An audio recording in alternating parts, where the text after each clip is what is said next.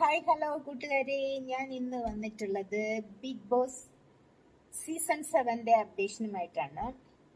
Season 7ൽ ഒരു പ്രത്യേകത എനിക്ക് തോന്നിയത് എന്താന്ന് വെച്ചാല് ഇന്ന് വരെ കാണാത്ത കുറെ കാര്യങ്ങൾ അതിൽ കാണുന്നുണ്ട്. ബിഗ് ബോസ് എനിക്കിപ്പോ മനസ്സിലാവുന്നില്ല, ബിഗ് ബോസ് ഇത് എന്ത് കളിയാ കളിക്കുന്നതെന്ന് എനിക്ക് മനസ്സിലാവുന്നില്ല. കാരണം എന്താന്ന് വെച്ചാ ബിൻസിക്ക് വോട്ട് കുറവൊന്നുമില്ലായിരുന്നു. ഏറ്റവും വോട്ട് കുറവുള്ളത് അവിടെ ശൈത്യക്കായിരുന്നു. എങ്ങനെയെങ്കിൽ വോട്ടിന്റെ അടിസ്ഥാനത്തിലാണ് എല്ലാവരും പുറത്താക്കുന്നതെന്നല്ലേ ബിഗ് ബോസ് പറയുന്നത്. അങ്ങനെയാണെങ്കിൽ ശൈത്യല്ലേ പുറത്താക്കേണ്ടത്? എന്തിന് ബിൻസിയെ പുറത്താക്കി? എനിക്കതില് ഇപ്രാവശ്യം 7ല് വന്ന കണ്ടസ്റ്റന്റില് എനിക്കിഷ്ടപ്പെടാത്ത ഒരേ ഒരാളെ അംബാനി എനിക്കിഷ്ടമേ അല്ല. അംബാനിയുടെ ക്യാരക്ടർ എനിക്ക് ഒട്ടും ഇഷ്ടപ്പെടുന്നില്ല. ഇന്ന് തന്നെ ലൈവില് കാണിച്ചെന്താന്ന് വെച്ചാല് നമ്മുടെ അനുമോളുണ്ടല്ലോ, അനുമോളൊക്കെ എന്ത് പാവമാണ്. അനുമോള് കിച്ചണിൽ നിന്ന സമയത്ത് ജിസേലിനെ ബിഗ് ബോസ് വളർത്തുവാണെന്ന് തോന്നുന്നു.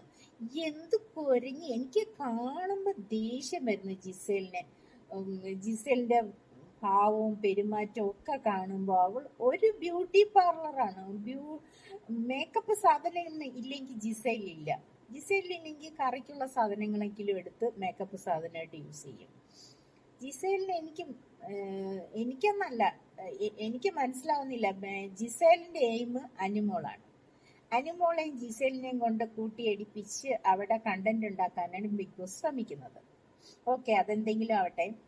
ഇന്ന് അനുമോള് കിച്ചണിൽ വെച്ചിട്ട് ജിസേല് ഫുഡ് ഉണ്ടാക്കി കഴിച്ചു. ഓരോരുത്തർ വന്ന് ഫുഡ് ഉണ്ടാക്കുന്നു. അവിടുത്തെ നിയമം അനുസരിച്ച് കിച്ചൺ ടീം ഒരു ടീമിനെ തെരഞ്ഞെടുത്തു കഴിഞ്ഞാൽ അവർ തന്നെ ഫുഡ് ഉണ്ടാക്കുന്നതും സെർവ് ചെയ്യുന്നതും ഒക്കെ അവരാണ്.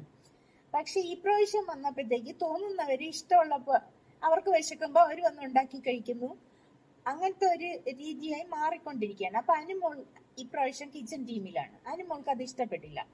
അനുമോൾ പറഞ്ഞു, ഇനി മുതൽ ഞാൻ ഇവിടെ നിൽക്കുന്നില്ല, കിച്ചൺ ടീമിനെ ഇല്ല. ഒരു പൊട്ട ക്യാപ്റ്റൻ എന്ന് പറഞ്ഞാൽ അത് അത്രയ്ക്ക് വലിയ ഭീകര ചീത്ത വാക്കോ ഒന്നുമല്ല.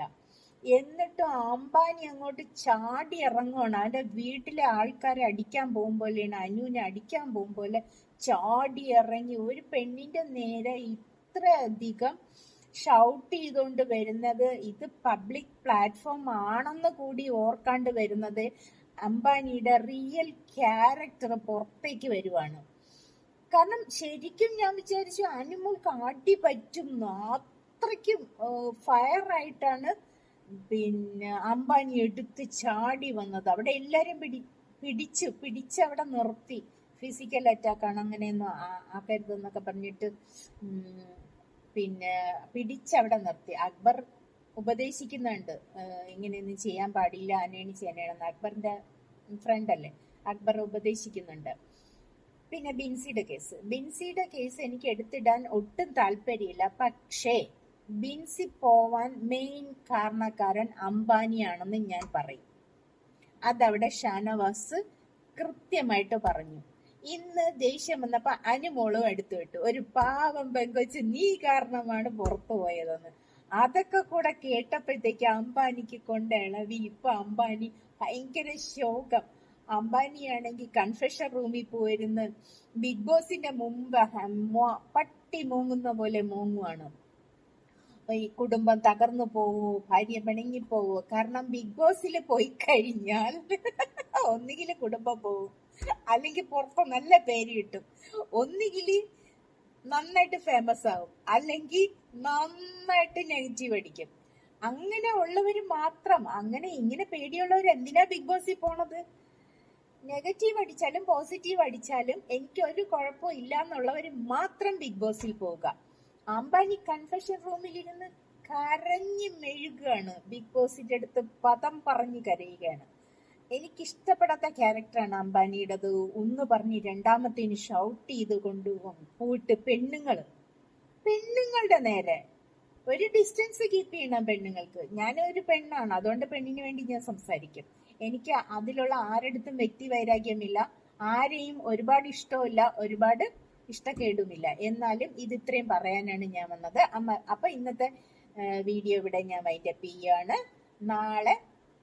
നാളെയല്ല, അടുത്ത ഒരു വിശേഷവുമായിട്ട് ഞാൻ ഉടനെ തന്നെ വരുന്നതാണ്. ഈ വീഡിയോ നിങ്ങൾക്ക് ഇഷ്ടപ്പെട്ടെങ്കിൽ ലൈക്ക് ചെയ്യുക, കമന്റ് ചെയ്യുക, ചാനൽ ഒന്ന് സബ് ചെയ്ത് സപ്പോർട്ട് ചെയ്യുക. ഓക്കെ, ടാറ്റാ.